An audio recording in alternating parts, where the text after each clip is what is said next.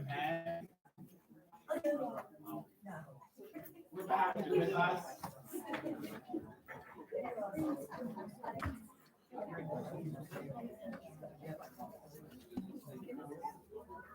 Well, we're all wearing black though. It's a funeral, yeah, we're all black. Yeah. Did you miss us? Of course you did. We're all wearing black. It's 95 degrees. You wear black too. Yes, I'm working for the back part, not in the show. But I was also sunburn, yeah, 3 layers on. I didn't know what to do.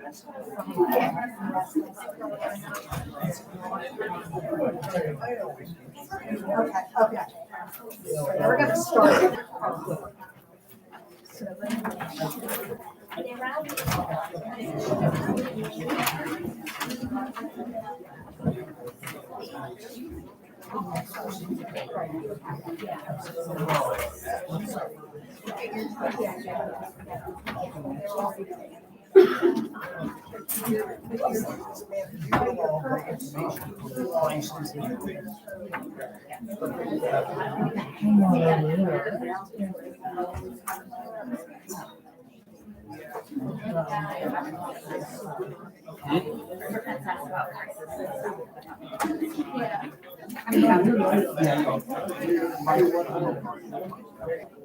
I'd like to call to order the Greater Johnstown School Board meeting.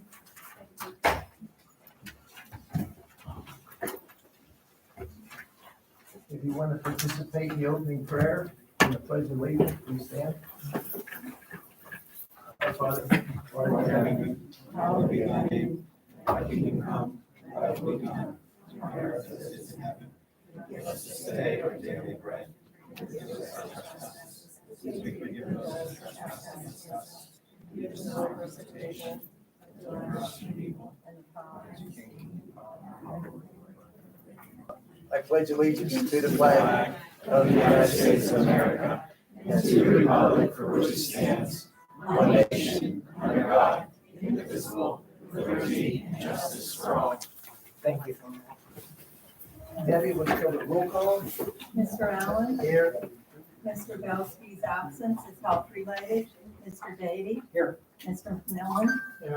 Mr. McKessick. Mr. Sarver here. Mr. Pence. Here. Mr. Ronstadt. Here. Ms. Fox. Here. 8 members present, 1 absent. I need a motion for the approval of the agenda and amendment E 33, 34, 35, 36, and PN 79A. So moved. Second. Tom and Michael. We're adding the amendment under the Education Committee, E33, that the stipulated and the expulsion agreement between the Greater Johnstown School District and a grade 10 student be approved. 34, that the stipulation agreement between the Greater Johnstown School District and a grade 11 student be approved. And 35, the stipulation and agreement between the school district and a grade 12 student be approved. And 36 is that we will continue with our collaborative pre-K counts partnership agreement between the district and Cambria County Child Development Corporation so that they can continue to manage our preschool program for the 23-24 school year.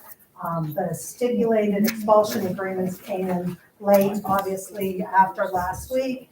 And under personnel negotiations, we have a resignation of Stephanie Zuko-Maslow from the position of teacher aide life skills speech at Johnstown Elementary School, effective the end of the workday on September 15th, 2023, be accepted in the position eliminated. And then 80 would be to recreate that position as a special education, regular education, personal care assistant at Johnstown Elementary School be created and the vacancy be posted and advertised. And you may remember we hired Stephanie Zuko-Maslow at the last board meeting into a teaching position. So she is just resigning from her para position. So those would be the addendums for tonight's agenda. Thank you. You're welcome. Now we have, all in favor? Aye. Opposed? Motion passed. Now we got a few presentations, Dr. Arturo. Yeah, we definitely do. We're going to start off tonight with a presentation from a company called Effective School Solutions, and we have Melanie, a representative from their organization here to share with us what they are able to provide in the way of comprehensive therapeutic program in the Greater Johnstown School District. So Melanie, thank you. Welcome to Greater Johnstown School District. Melanie's last name is Shaver Durham. So she is here to do a brief presentation, a PowerPoint for us. Her program is in your board packet for consideration to approve this service at Greater Johnstown Elementary School. And then, of course, if you have any questions during and after Melanie's presentation, I'm sure she's an expert in this field and she'll be able to answer any questions that you may have. I don't know, Mr. McMillan. Oh, you have one. Well, thank you. You provided a copy for everyone, and thank you for that. Appreciate it. And once the copies are passed on, members of the board, this is your copy, so feel free to circle, write any questions or concerns that you have through the presentation so that you can circle back and have those answered before Melanie leaves us here this evening. So. As soon as we get them all passed out, then we'll go ahead and get started. And thank you. Melanie drove in from Mechanicsburg today. So thank you so much for taking the time to be with us because this is really important, as you know, really important work that we're doing in providing therapeutic support for our students. Absolutely.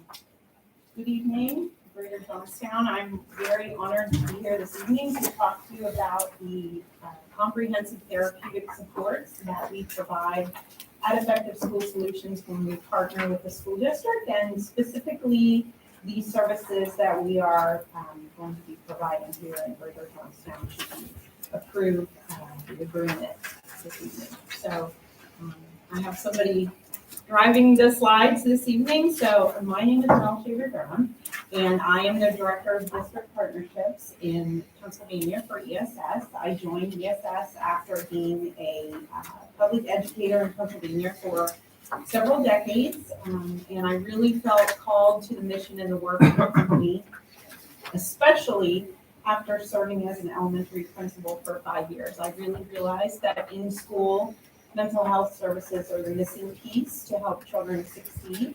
So the mission of the organization is to partner with schools to help them implement culturally inclusive mental and behavioral health programming in the school setting. We make sure that students get the care they need in the school setting so that they are able to be successful. We make sure that we address things preventatively so that districts do not have to send children to an outplacement or a higher level of care because they're able to receive the care that they need right in their school. So when you partner with Effective School Solutions, we bring a highly qualified team to the district that we are serving. In this particular case, we would be bringing a full-time mental health therapist that would be working at your elementary school all day, every day to serve your students. That person will be a licensed in Pennsylvania therapist with experience working with children at the elementary age who struggle with mental health challenges. We also provide quality and risk management through a person who works on the team remotely, who is also a licensed clinician that will be regularly reviewing the progress of each student we are serving to make sure that there are not any red flags and that we are able to address those bumps in progress immediately as a team. We also provide clinical supervision to the therapists that we bring to districts. So we will be providing you with a regional clinical director who will provide clinical supervision to the therapists that will be working in your elementary school. That person will also be the main point of contact with your administration and your school team in terms of fostering collaboration around your students and making sure that we are continually collaborating and problem solving to serve your students best. This slide just gives an overview of what the Tier 3 level of service we would be providing to the students who'd be identified by your district as being in need of our services would receive. So children who are receiving Tier 3 intensive mental health support in the school setting from Effective School Solutions get at minimum weekly individual therapy. They will also receive up to daily group therapy. They will receive family therapy twice a month, which is something I know it's very hard for schools to provide, but we believe in ESS that treating the child and treating the family concurrently are both very important to the child meeting with success. We also offer supervised lunch setting for children in the cohort who may benefit from having lunch with the therapist 1 or more days a week. That can be for every child being served in the cohort or just a few, and that would really be a collaborative decision between our clinician and the school team. We do classroom push-in support for the student that we are serving to help them to apply the strategies they're learning for staying regulated in the classroom in all of the settings across the school. And concurrently while doing that, we're supporting the general education teacher and working with those children more constructively. And as I mentioned previously, we're providing clinical supervision and quality and risk management for those students we are serving. And we're also able to be the person who is called when a child starts to become dysregulated. Our therapist can go and provide that immediate point of need support. So hopefully the child doesn't reach a crisis level, but they're able to re-regulate and miss the minimum amount of class time and continue to be productive in their school day. So that's sort of a big overview of what the programming looks like. It's very, as you can see, comprehensive in nature, and it's a wraparound approach to mental health support in the school setting. These are just some of the metrics that we track in Effective School Solutions to be able to demonstrate that when a school district partners with us, it turns into success for the student. 98% of the students that we serve are able to be maintained in their home district, and that includes children that a district has decided to bring back from an outplacement because they now can have their needs met in the school setting. 65% of the children we serve are able to maintain or increase in their academic performance. We see a good reduction in absences. A lot of the children we serve struggle with school avoidance. So we see a very good reduction in school avoidance of the students being served by ESS. And then very significantly a reduction in severe disciplinary incidences when a child is receiving the therapeutic support from ESS, which is obviously a true benefit for not only the child, but the child's family and the entire school team and the entire school community. These are just some of the ways that we measure success in Effective School Solutions. I spoke to the academic impact. Of course, we want to make sure that the child is able to have success in the school setting because after all, that's your primary mission. But in addition to that, we are tracking students' attendance in their therapeutic sessions and their progress in wellness. So we're measuring their mental health wellness progress throughout the time that we're serving them. We are helping districts to prevent outplacements, which can be very costly, but providing the services that a child needs proactively. We are very strong in collaboration with the school teams that we are serving. So we seek to support the administration of the school that we're supporting, as well as the clinical folks like counselors that might work in the school and the teachers working in the school. And we are very collaborative with the families that we serve. So we are going to be seeking the input of the parents of the children we're serving and looking to make sure that they are seeing the progress of their students in both school and their overall mental wellness as we are moving forward with their services. So when we partner with the district, we provide regularly feedback to you, and we have a data dashboard that I'm not going to go into tonight because I have a very full agenda. But we also do report card presentations, if you will, to districts several times a year, while we are implementing the services in support of your students. I wanted to pull an example of one from another Pennsylvania partner district that we did at the end of the school year last year to show you some of the input that the parents of children being served by ESS gave us in terms of how supported they felt, whether or not they saw progress in their children academically, whether or not they saw their progress in their children in terms of their mental wellness. So we get very strong feedback from families. That's very positive, and I thought that would be a beneficial thing to share with you all this evening. And these are just some quotes from parents and students being served in that same district that I was speaking of in the last slide, speaking to the fact that for some children, this level of support is life-changing for them because they've struggled in school and oftentimes continue to struggle in school. And because we're serving your students at the elementary level, we're going to seek to create an opportunity for them to see success in school, and we want to see that throughout the school career as they matriculate through your system. This final part of my presentation, I promise I'm almost finished talking. I just have a few more slides. This is highlighting the benefits for school staff. We highlighted the parent benefits and the student benefits. We provide professional development to every school district that we partner with. So we have a very talented professional development team that comes to the schools that we serve to provide any number of workshops. We will work with your administration to determine which goals you have for professional development with your staff around mental health, and then we'll deliver those workshops for you on the schedule that works best for your staff. We will be providing, as I've mentioned, a highly collaborative level of consultation and support for your school staff, including your teachers, including your administrators.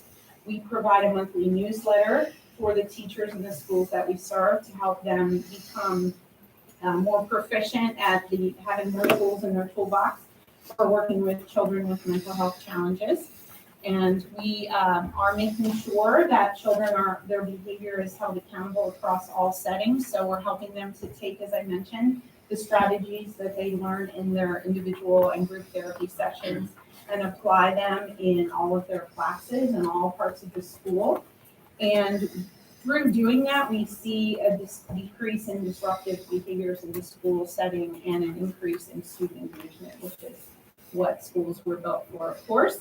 And then we really pride ourselves on our collaborative approach to student care. We work directly with the school team, we work directly with the family, we will work with any community providers that you are already partnered with or any providers that the families of the children we're serving are partnered with.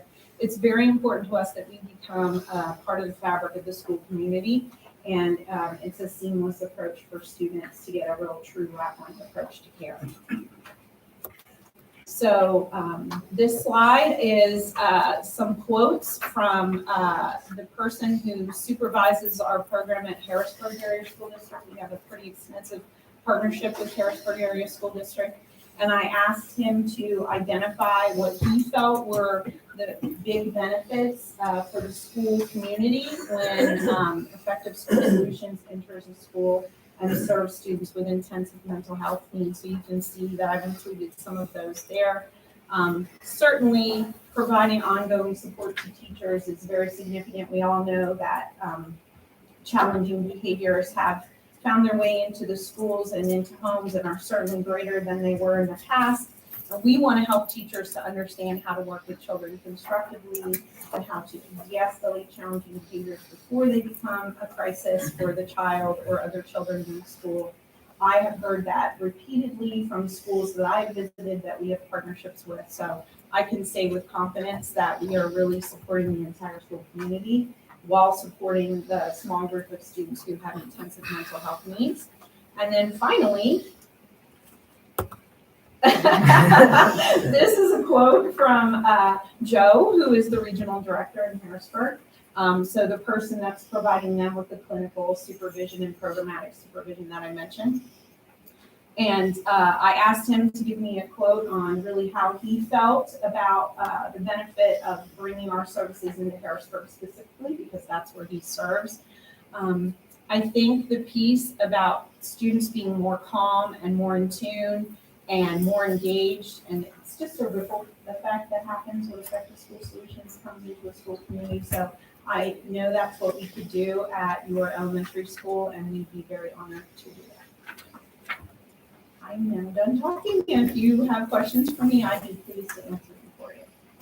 I don't have any question, just a comment. I think what the families and parents said pretty much says everything. Yes. And also what Joe Sampson, the regional director, his quote also. That pretty much says everything. I agree. Thank you for sharing that. Who's going to determine if the student needs mental health? That's a great question. So that's a collaborative process. What we do is we start by asking the school team to tell us the children that they think would benefit most from our services. And then we hold some collaborative meetings where we talk about each student and we determine who will be in that initial cohort as a back and forth between our clinical staff and the school staff. Oh, so you're going to make the determination. That's up to the parents, not you. The That is- parents should make that determination Yes, if the and kid needs mental health, I not you. So the parents have to consent to the treatment services, so the parents are part of the process from the very beginning. Well, they shouldn't be part of it. They should be making a recommendation if that kid needs help. Not you saying to the parents, oh, this kid needs help. That isn't your job. Thank you for that feedback, I appreciate it. What I appreciated is, if you look on the news and all through our country, that everybody knows that the mental health in our country is, we need a lot supported. And when you come up with this, and I'm gonna go with Brandy on this, and I had it marked there too, is when you have a program and you deal with the parents, and the parents are giving you, this program is helping my child, and it's 100%. I mean, that's outstanding. And then also here, my family's right to privacy and confidentiality has been respected. That's the answer to your question there, Ed, that this isn't, we're just throwing out and telling everybody that so-and-so is getting help mentally. Right. I mean, you guys are doing this right. And I applaud, because this country needs all kinds of help for this situation, I agree. you know, and we're not just throwing, I don't think this program head is just going out there picking kids out of things. They're going to put as many kids as they can into the program. No, they're not. Money's there. No, I applaud what you're doing. But like I said, I piggyback what Randy said. When the parents are giving you this kind of feedback, right there says the program is good. Thank you for that, I appreciate that. I also think it's great, I agree with Randy and Jean, but is there possibility for it to bridge into support for teachers as well? I mean, I know you touched on a little bit about how it will, but like, there's a lot of our teachers that have, a lot of problems in the classroom or whatnot, or that they've had in the past, that, I don't want to call it PTSD, but similar, you know what I mean? That there's mental health stuff for them as well, and the supports that they need as well. That's a great question. So we don't provide therapeutic support to teachers, but what we do provide is that classroom consultation. We will be part of any school team meeting that the school wants us to be a part of. We will invite the teachers to come in to have office hours with the therapist. We provide that professional development that I mentioned that really will be a collaborative effort with your district to determine what are your needs, what do your teachers need, and then we'll deliver that professional development for you. So it's a very collaborative process. I think that's what made me want to work for the organization so much, was recognizing that need to lift up the whole school, and lifting up the teachers during this very challenging time to be an educator, I think is one of the pieces that we do really well and comprehensively. One of the things that Melanie and I talked about is starting this program at our elementary school, because we have a very strong belief that if we can regulate our youngest students, then, and they can get the tools to control their anger, their behavior, their frustrations, then we can definitely have a better chance of curbing the behaviors that we see that are so disruptive at times at our middle school and our high school. And so the start of this program is at the elementary school, where I think it will be best served as a start. And then we can I will continue to provide feedback to the board as to what that looks like, what the program, how the program is working. I know Mr. Hoffman will be right in step with the clinician. And then we can determine if this is a program that would benefit our middle school and our high school. But we'll start with our elementary school. So Is there a possibility that also they could include possibly the pre-K too? Or, you know what I'm saying? For some of those students possibly too, like you're saying, starting young, right. maybe even younger. The pre-K has their own funds. So if they would want to, embrace a program like this, I could definitely provide them with this information. And to your point, yes, the earlier we start regulating dysregulated children so that they know how to react to challenging situations, the better off that we're going to be. Any other questions? Okay, thank you. Thank you. for your time, I appreciate it. Thank you. I'm sorry, Mrs. Braca, we don't take questions from the floor The only during the question I presentation. wanted to ask, yes, I agree with, getting with pre-K, but it should go to, 12th grade because We- we have outside students. Okay, and I spoke to that we would want to increase this at all of our schools. Yeah. All right, thank you.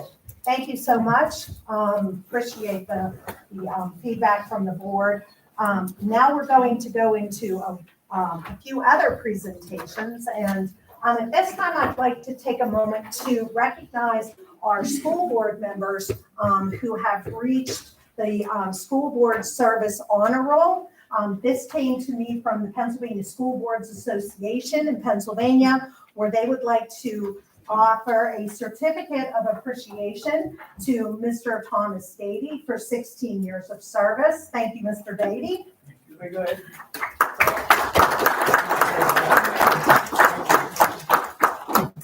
Thank you, Doctor. Congratulations. Thank you. Thank you so much. Thank you.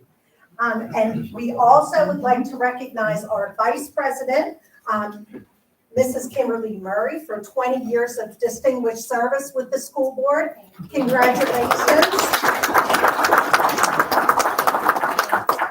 And last but definitely not least, our board president, Mr. Eugene Pence, also with 20 years of service. Congratulations.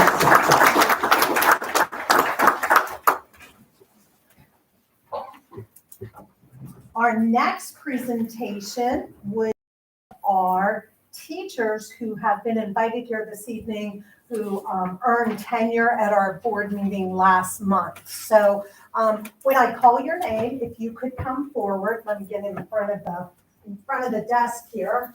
When I call your name, if you could come forward to receive your certificate, because tenure is definitely a worthwhile event in a teacher's life. I mean, tenure must occur for teachers for them to move on for their instructional too. And this really moves you from being a novice teacher to a professional teacher. And a lot of teachers do not make it past their first 3 years. And we know that's happening more often as the profession becomes more and more challenging. So we want to take a moment tonight to recognize these individuals for being awarded tenure. Caitlin Cameron.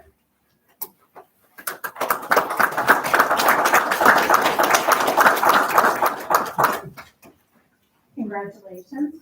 Where's Penny? Okay, stay here, Cameron. Get your marker. Holly Forish. Congratulations, Holly. Thank you so much. Lauren Hoffman.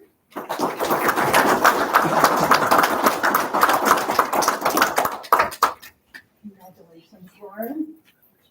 There we go. Jamie Lee.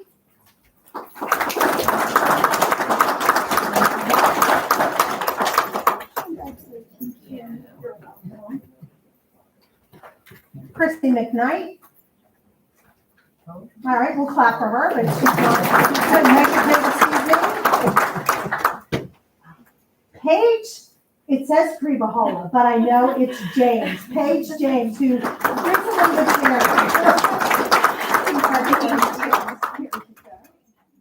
of Hannah Sembauer.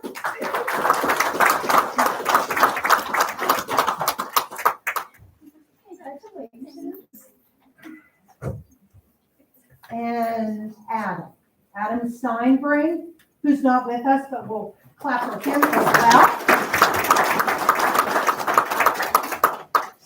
So, ladies, please do us the honor by telling us what school you work in and what you teach, because not everybody, especially the members of the board, really have an opportunity to know who our teachers are. So, Caitlin, can we start with you? I'm Caitlin Cameron. I teach at the high school and I teach history. I'm Holly Forish. I teach at the elementary school, life skills, second grade. I'm Lauren Hoffman. I teach fifth grade at JMS and I teach social studies and reading. I'm Jamie Lee. I teach autistic support. I'm Paige James and I teach autistic support at the elementary school. I'm Hannah Sembauer and I teach K1 and 2 learning support at the elementary. All right. Thank you. All right, I'm going to sneak in the middle of you lovely ladies, and we're going to get a great picture. Thank you, Mr. Hoffman. Of course. 1, 2, 3. Yeah. Very nice. All right, thank you. Thank you all for coming. Congratulations.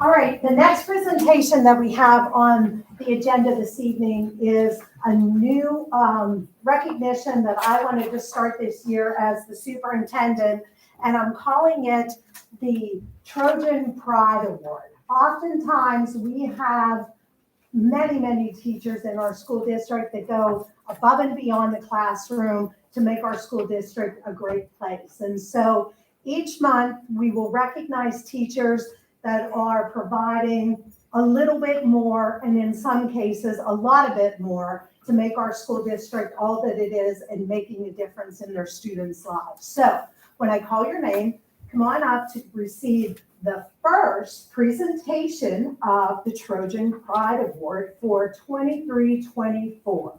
Christian Radley. Yeah.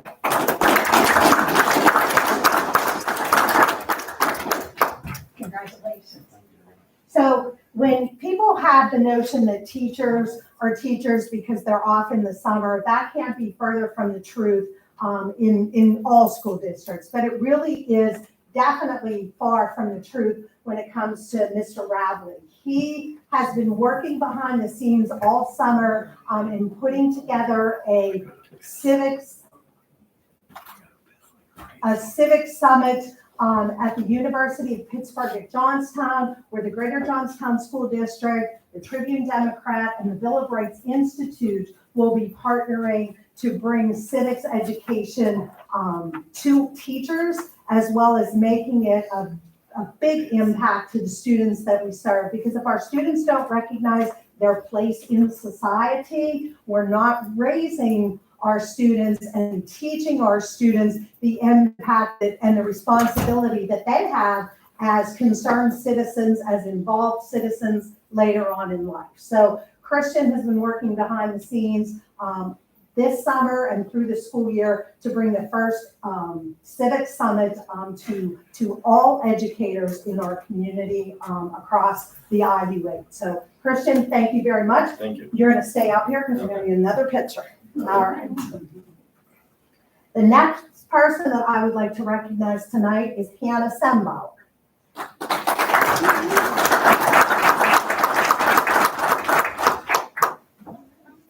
Congratulations. So Hannah's being recognized for tenure.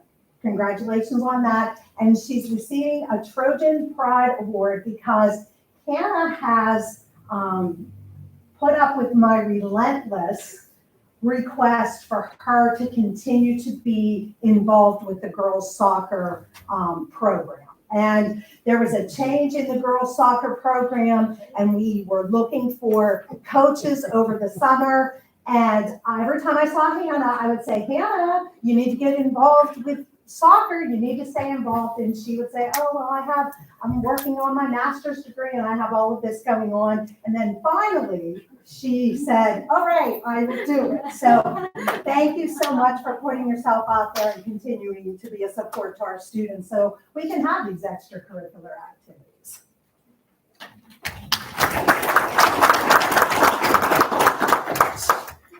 So some of these kind of go together. So all right. So Caitlin Cameron and Emily LeBron, come on up.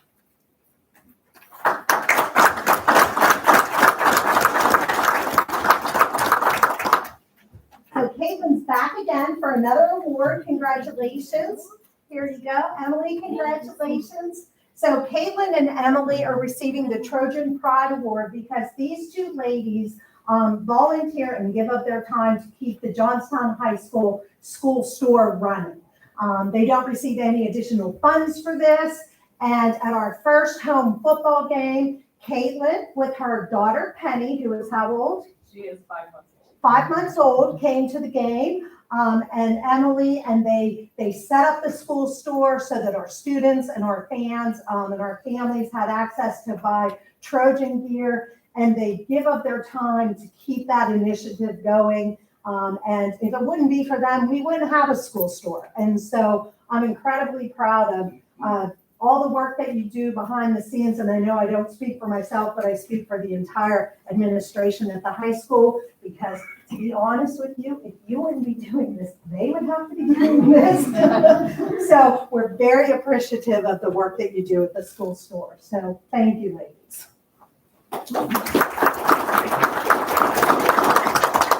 The next individual I'd like to recognize is Stephanie Coble.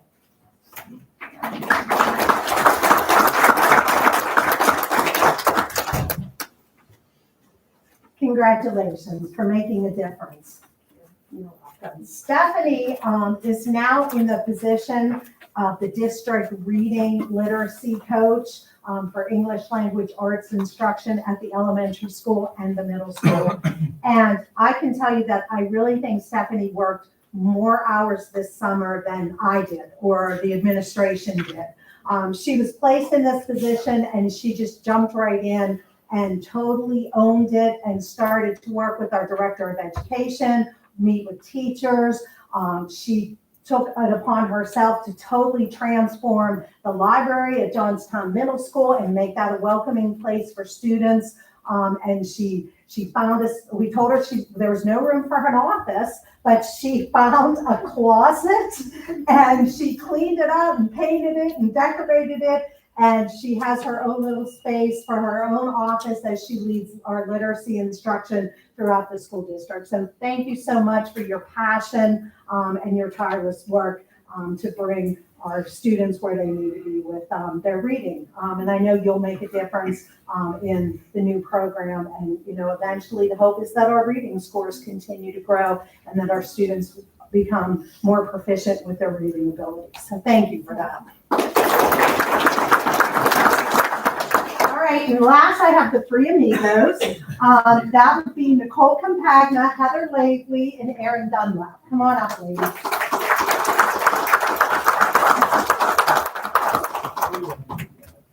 Three amigos.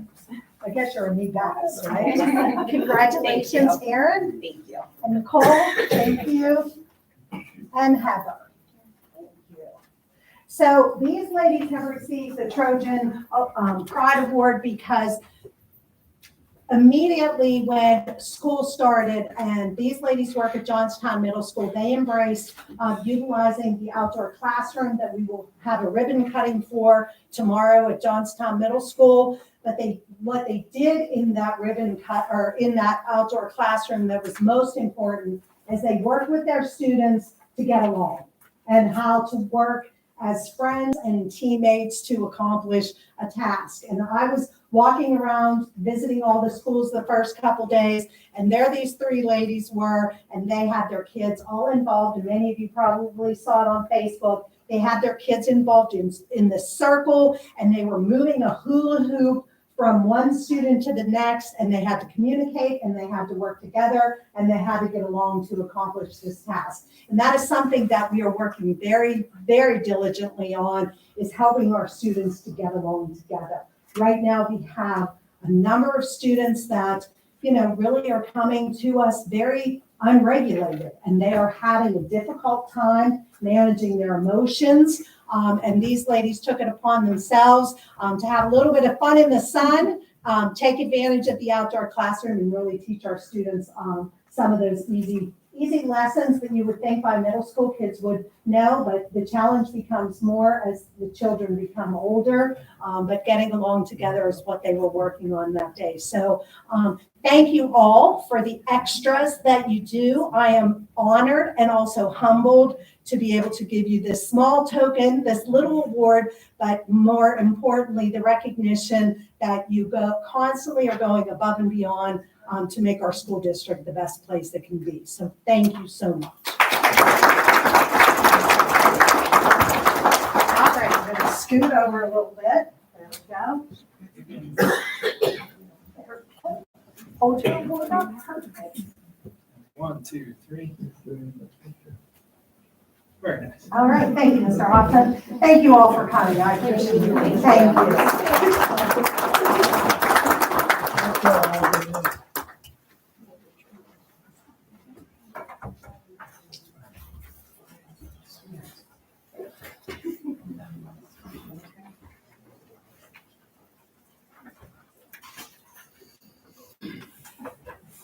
That concludes the presentations. Oh, Carmine, I almost forgot about you. I'm so sorry.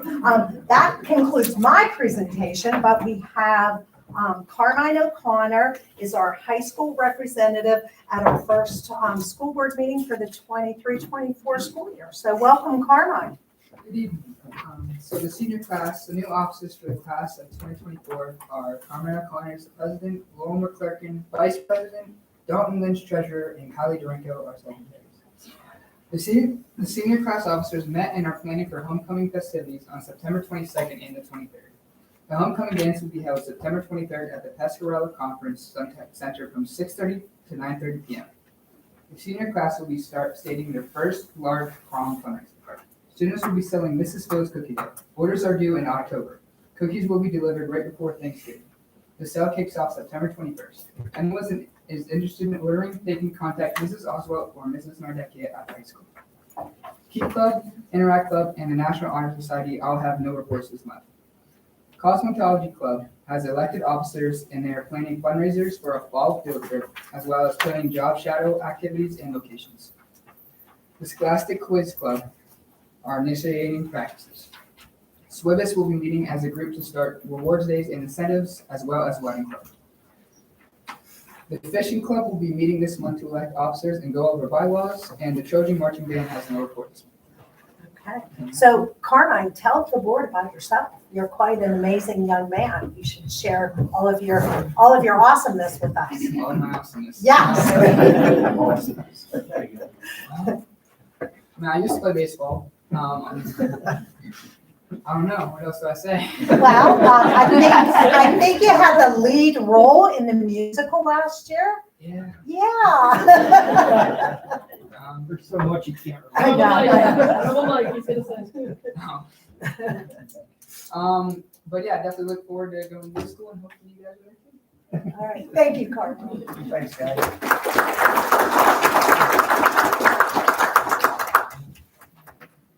Now that concludes the presentations. Mr. Pence, thank you. Now we'll go hearing of citizens. Individuals have 3 minutes to discuss their topics. No derogatory remarks shall be made against board members, board officials, employees, and no profanity. For the remaining time will be forfeited. If an individual needs additional time, they are to contact the superintendent secretary to schedule an appointment. First is Matt Bracco. Thank you. Thank you. Good evening. I'm Joanna Bracco. I'm here to ask a few questions about the Garfield building. It's still being used by the Johnstown Police. The rifle range is still open, the gym, the field, and nothing's being changed about the ownership. How is the building being used without the improvements being done? If a person cannot open it for senior living, why is the public, and, which I seen this evening on the way down here, is being used.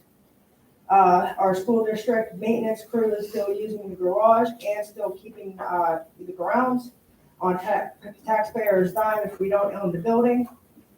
How's about moving the police department into it? JPD can, convert one floor classrooms into cells already made from stone and iron. Have classes for the high school students who want to pursue or become a law enforcement member or firefighter. The field, the gym can still be used by having junior teams, example, football, track, baseball, basketball, field and roller hockey, and even have fun in field days. This is how communities become neighbors. Communities see how law enforcement and firefighters start having real relations with and communications with neighbors they patrol. Instead of supporting the Central Park program of $17 million, put it to better and meaningful use. $17 million will fix the building up to codes and still have enough to throw one heck of a block party for everybody there. Please think about this. This is something that's going to cut down on crime. It's going to cut down on stealing for the most of the businesses that are trying to open in the West End, and not including up in Westmont that we are in still control of. Because Westmont is not in control of the plaza. We are. That is on our district. That's falling on our laps to patrol it. Why not? Because if you're having a police department right there, no one's going to want to be dragged from Dollar General by their ear like their mother. Go, let's go to the police department. No one's going to have it. And let somebody's parents say, I have to go pick up my kid at the old high school, which is now the police department. And then with the conditions with the auditorium, they can't, and it is structurally sound to do so, cut the auditorium away and make it a transportation for prisoners, where it could be fenced in. No, it'd be less error for anyone trying to get the prisoner out.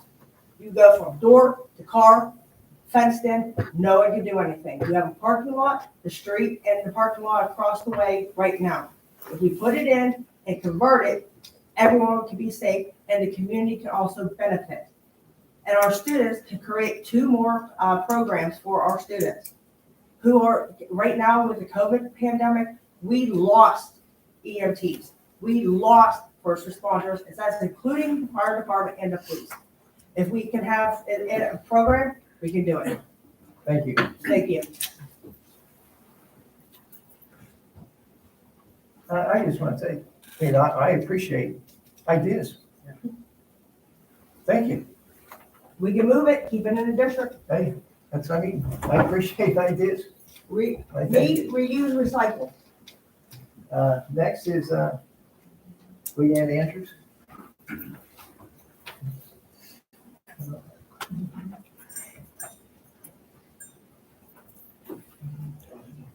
Hi, my name is Leanne Andrews. My son was assaulted in the high school last Tuesday. He was jumped in the bathroom. And I was told different stories. Like he was under a safety plan. Tony Penna came to my house and told me he'd be put under a safety plan because I had to pull him out of school last year at the end of the year because of problems going on. So we got it homeschooled. This year, Tony Penna did come to the house and ensured his safety. So I'm under one class all day because he's got an IEP and to the bathroom. So I was told when he got assaulted, I had to take him to the hospital. He got a concussion and that these 2 boys, all they got was suspension. They wasn't going to charge nobody. They ensured me that Randy wasn't going to be, he wasn't going to be suspended or because he was the victim there. In the video, clearly it shows that he was not fighting back. He was trying to get away. Now he's getting charges put on him because the video was sent to Mr. DiBartola, and it got sent to higher up, and now they're all being charged. So, where was his safety plan? Like he was insured safety. Now my son's got a concussion and his face is messed up, and now I have to send him back to homeschool again, and it's his senior year, and You're frustrated. I know. Talk from the heart. I'm sorry. I'll listen. But, you know, I just wanted them to finish the senior year and go to prom and everything else, and you can't even do that. And these kids, there was no consequences, you know, basketball players, even the football players, the next day when they got into their fight, everybody didn't get the same, consequence. You know, just, there was like 2 expelled. That was it. And my son's the victim, so I don't understand.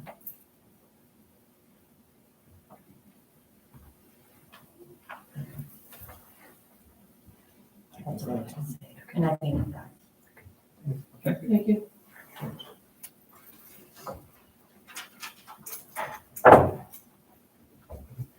Robin? I'm sure if I'm spelling order or not. Hi, everybody. I'm here to talk tonight a little bit about school violence and what's happening in our district. As you all know, John and I have been dealing with this for the last 11 years. Every year we hope for a better school year. We hope that children will start listening, paying attention, and doing what they're supposed to, going to school to learn. And here we go again. How many of our kids have to be hurt and injured before, you know, John and I don't have all the answers. We've never pretended to have the answers, despite what some people maybe in this room have thought. We never have. We only wish we did. I just find it disturbing as a taxpayer that it just continues to go on and on and on. And it just seems like there's no end in sight. These kids know exactly where to go to fight. They talk on walkie-talkies. They use their little code language that they know exactly what they're doing and when they're going to do it. And it doesn't matter if it's at school or it's off of property. I mean, we're hearing stories of 20 and 30 kids brawling at Wood Street Playground, at the end of D Street. I mean, pick a spot, any spot, that's where they're doing it. My biggest concern tonight is I also watched video, not only of all these fights with Ann's family, but also with the football players. To my recollection, this is the second time football players have been in fights. I wonder why they aren't being disciplined and taken care of the way all of our other students are. I'm going to use a line from Carmel Hospital.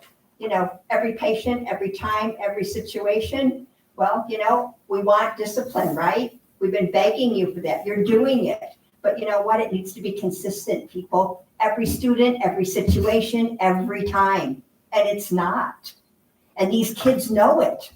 You want to know something in this district? Ask our kids. They know more than we do, guys. And it's happening. And it's frustrating. And does being a football player or a basketball player make you immune from discipline? I say no. I say what should have happened, like I did last year when this happened. They should have been all suspended. Bad behavior, terrible behavior. And they're supposed to be on a higher standard for the rest of our students to look up to. Okay? I don't care if you're a basketball player, a football player, or what the heck you are. If you're dumb and stupid enough to get involved in a fight, you know, you deserve the consequences too. And it's not happening. And our kids are seeing that. That's why they're just pushing everything to the limit with us. So it needs to stop. And I'm asking that our sports kids be disciplined just like the rest of our kids. It needs to happen. Stop covering it up. Stop hiding it. Stop protecting these kids because they're no better at the end of the day than the rest of our kids. And unfortunately, there's a lot of victims here. A lot of kids are just minding their business. They're just trying to go from class to class or wherever. And the next thing you know, they're being pounded out, slammed into the wall, slammed to the floor. And we have injuries like Leanne's son. Thank you. Thanks. John? 220 founded incidents, 857 offenders, 39 founded involving local law enforcement, 50 total arrests, only 3 found guilty, 3 expulsions, 2 10th graders and 1 12th grader, 1,977 student code of conduct violations, 10 disorderly conducts, 34 to alternative education, 1,315 in-school suspensions, 879 out-of-school suspensions, 1,925 telephone conferences, 141 written communications, 11 detentions, 2 resource officers, 25 school staff, 1,345 truant students, 115 truant first graders. These are statistics off of this school district's Safe Schools report that I received from Dr. Akirio. These are worse than the report from last year. This is factual, this is horrific. Yes, I listened to Mr. Repack, and when I get proof, I send the school board videos. I know you all hopefully saw them. I sent you 4. They're horrific. It's time for another town hall, people. And this time you have to actually do it, announce it 3 or 4 weeks ahead of time, get the community to actually show up and have positive anything to get our parents and our community involved. And you have to, there has to be 5 of you tonight that are going to introduce this motion and do it right. 3 or 4 week notice. Have an actual Q&A. If Mr. Davey is the school safety, whatever, have him and the principals there to address all this. I urge you to do this tonight. I keep getting these videos. I've never put them online before until last week because you're not listening to us. When Leanne called Robin and I, we were horrified. Yes, I did call the DA. Yes, I said Trump the school. You guys aren't taking this seriously, I don't think. Some days I wonder. You're my friends, and I think we are family after all these years. But why are you not taking every case the same? You've heard from Robin, you've heard from Mrs. Andrews, you've heard from me. It seems like some kids get charged and some don't, depending on who they are, who they're related to. When is that going to change? And when is there going to be justice for everybody so our kids know they can't have these kind of behaviors without a serious consequence? I'm asking 5 of you tonight to introduce a motion for another town hall on violence. Have a stipulation and must be advertised 3 or 4 weeks in the newspaper before you're going to do it. Have your school administration and your safety, whoever you have in charge, to answer questions so it's a back and forth Q&A. Look at your budget when it comes to budget time. You're too top heavy on administration costs. Start hiring more personnel. Every month we have these issues. I don't want to have to keep coming here every month and lecturing you or begging you or saying, please do something. I saw your presentation. You know, I know you're aware of all this. Hopefully you saw these videos, the Wood Street fight. And you need to address this. You can't just ignore it. My time up, Deb? Yes. Thank you so much for listening. Thanks, Joe.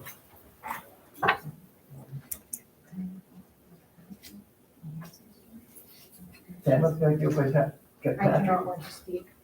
Oh, okay. Well, we gotta go into executive session. I don't see the humor in that because. Quick one, Pete, or long, what do you think? Huh? Long or short? It should be. Can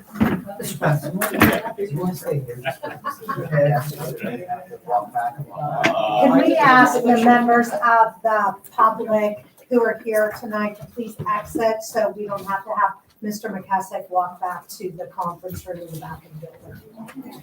You're more than welcome to leave at this time or to return to stay with us for the rest of the meeting.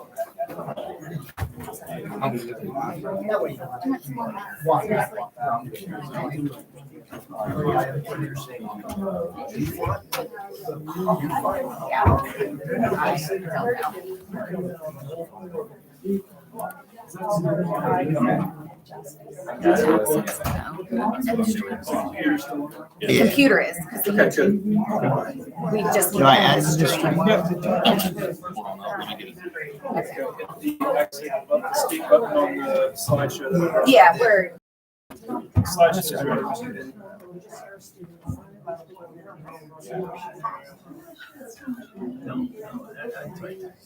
I don't care.